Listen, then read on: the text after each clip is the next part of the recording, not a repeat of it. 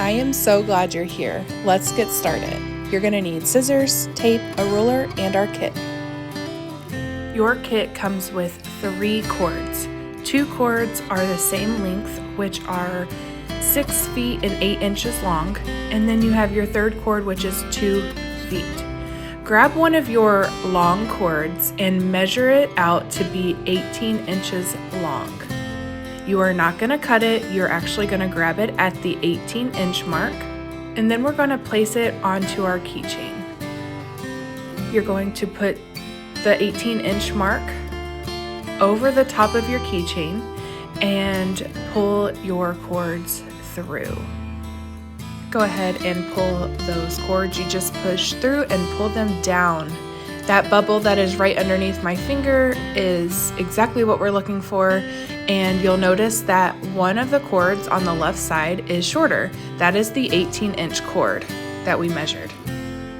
If your piece does not look like mine, feel free to pause this and rewind and redo it. To continue on, we're going to grab our second long cord and we're going to measure it out to 18 inches, and we're going to pinch it off and attach it to our keychain.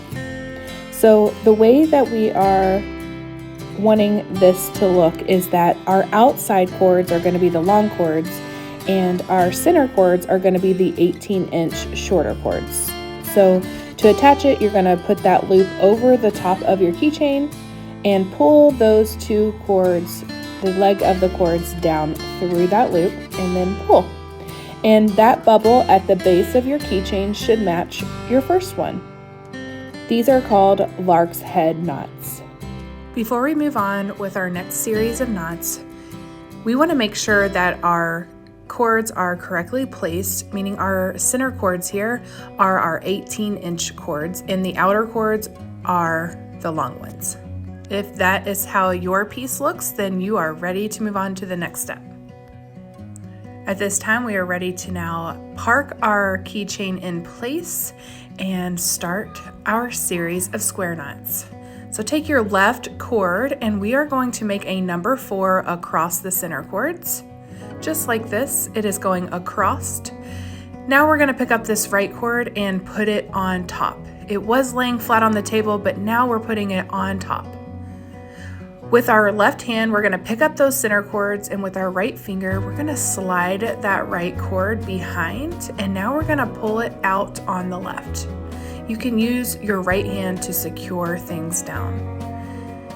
Now you're going to use each outer cord to tighten and roll it up just a little bit at a time, about an inch from the top. We are not going to go all the way up to the top. We need that inch gap to do our last step. To continue this square knot, we are going to take the right cord and make a backwards 4, or the letter P if you will. We're going to take that left cord and put it on top. And now we're going to take our right hand and pick up the center cords and take the left cord and put it behind the center cords and out on the right side. Again, I'm just using my left hand now to secure things as I bring it through. And gently and slowly, we're going to use the outer cords to go up to the top. And as you see here, I am using different fingers to put tension on the center cords. We're going to go back and repeat this process many times until we are done. So take that left cord and cross it over your center cords, make that number 4 or the number 9. Take the right cord, put it on top, and slide it behind your center cords and out on the left. And take your outer cords and tighten it up to the top. As we continue making these square knots, I really want you to focus on your tension consistency. We're going to start with that right side by taking it and crossing it over our center cords, making that backwards 4. And then we're going to take our left cord and put it on top. With our right hand, we're going to pick up our center cords and slide that left cord behind and out through the right gap. Using your outer cords, you're going to tighten it and roll it up to the top using that same tension consistency. If you notice the two bubbles here, 1 and 2, that means you have 2 square knots. And we're back with making a number 4 across our center cords with the left cord. With our right cord, we are going to put it on top and then slide it behind our center cords and out through the hole on the left. Using our outer cords, we're going to tighten and roll it up to the top. With our right cord, we're going to make a backwards 4 across our center cords. With our left cord on top, we're going to go behind the center cords and out through the loop on the right side and tighten up to the top. We now have 3 bubbles here on the left, which means we have 3 square knots. As I continue making square knots, I'm going to share a tip with you. Maybe you can't remember which side you're on, and I want to invite you that your next cord for here, it's going to be my right cord. So I'm going to put my right foot out. This is going to symbolize the right cord starting first. And when I tighten this up to the top, I'm going to switch my feet, meaning I'm going to start with my left cord now. So left cord first means my left foot should be out. And I hope this trick helps you learn how to identify which side you're starting on in a fun way. Who knew you were going to be doing the hokey pokey in this macrame tutorial? Right now I am working on the 5th square knot, and as soon as I tighten it up to the top, it will make that 5th one. And we know this because there's 5 bubbles on the left side. If you would like to continue watching how square knots are made, just continue watching. Otherwise, you are going to continue making square knots until you have anywhere from 30 to 32 bubbles on the left side. I'm giving you this freedom as a macrame artist to choose how long you would like your wristlet to be. So as long as you make at least 30 square knots, that's the number we are trying to achieve. If you've got the hang of it and you know how to make a square knot, you can go ahead and fast forward to past the 8-minute mark and we'll catch up there. If you don't understand the square knot, take your time, take out your knots, and rewind and redo it. It's okay, I am 4 years into this and I still take out knots all the time. It's okay.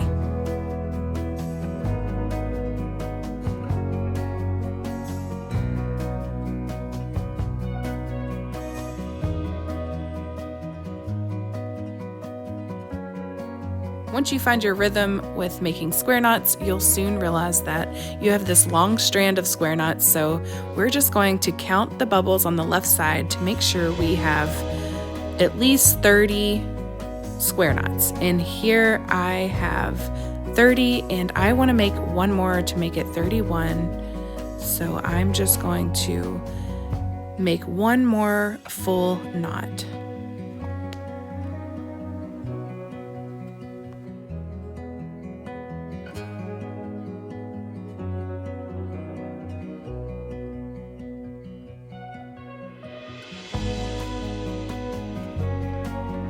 Once you have your 30 to 32 square knots, you can go ahead and untape your piece and free your keychain. We're going to keep our last cord that is 2 feet long close by, and we're going to grab the end of our square knot and match it to the first square knot that we made. See how it makes that wristlet? Go ahead and put your hand through it to make sure you can fit through it easily. Our next step is to grab our cords and push them through the top of our keychain where we first attached our cords and pull them through to the other side. We can straighten them out later once we get them through the top of that keychain. They start on one side and we push them through over the top of the keychain to the opposite side. you can now make sure that they are laying nice and neat and in order. And before we start our last knot, go ahead and make sure your keychain has the ends of the cords facing away from you and hold it just like this. Go ahead and grab your last cord and line it up and down with a little bit of it hanging at the top, a little bit extra at the top, and we are going to make a loop just like that. And I'm going to park my thumb right there at the base, and we're going to wrap it around starting at the top. And you want to kind of pull tightly, but not too tight where it squeezes the life out of it, and bring it back around again and wrap right underneath the first one. So right there we have 2 wrapped around cords, and you're just going to continue wrapping all the way down until your gathering knot is covering that 1-inch space that we created in the very beginning. Keep wrapping until your wrapped around cords reach the top of your square knots. I just have a few more times that I need to wrap my cord around. But when you get to the top of your square knots and you're done wrapping, you're going to make sure that that cord meets the loop. And then you're going to pull that cord down through your loop, just like that. And I'd like you to hold with your thumb, hold that cord we've been wrapping around, secure it in place as if it was going to be wrapped around again. And then with your other hand, go ahead and pull up on the top cord, and you'll notice that loop is going to get shorter and start to hide itself underneath the wrapped cords. That's exactly what we need. When it reaches your wrapped cords, go ahead and pull up and down at the same time, so that way this gathering knot can be nice and secure. I'm going to flip my piece over to the ends of my cords and just pull on them. Make sure they're nice and tight before we cut them off. And now you can grab your scissors, and we're going to cut off this top cord as close as we can to our wrapped cords without cutting them. And then you're going to do the same for that bottom cord as close as we can without nicking the cords that we just wrapped, and then go ahead and cut that tail off. Now this next part isn't mandatory, but if you would like to grab the end of your scissors or something of that sort, you can take the cords that we just cut and tuck those pieces back in our gathering knot, and it will hide them nicely. And there you have it, a beautiful macrame wristlet keychain. I really hope you've enjoyed this tutorial as much as I've enjoyed showing you step by step. You can find us on Facebook and Instagram, and as always, you can like and subscribe to our channel.